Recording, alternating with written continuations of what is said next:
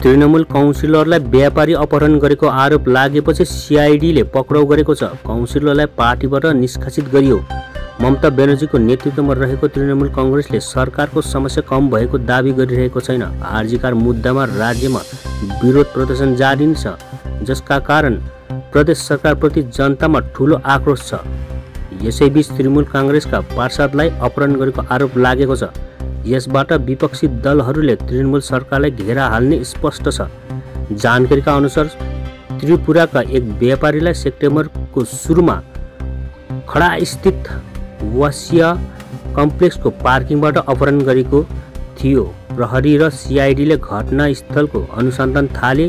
घटनामा 7 जना पक्राउ परेका छन् भने यस पटक बारासत नगरपालिकाको वडा नम्बर 2 का तृणमूल काउन्सिलर मिलन सरदारलाई उचित प्रमाण पाएपछि पक्राउ गरेको छ।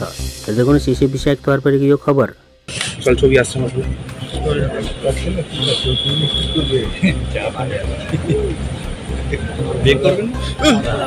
अरे दादा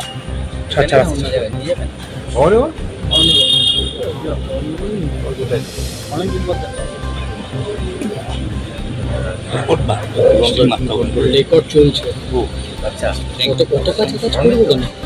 থ্যাংক ইউ।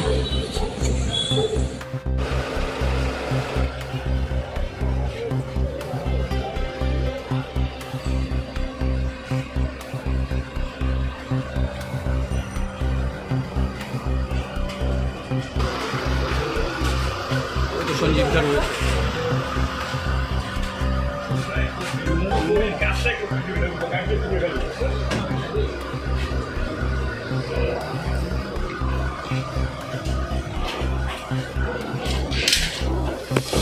কাকে নিয়ে গেল? কাকে নিয়ে গেল?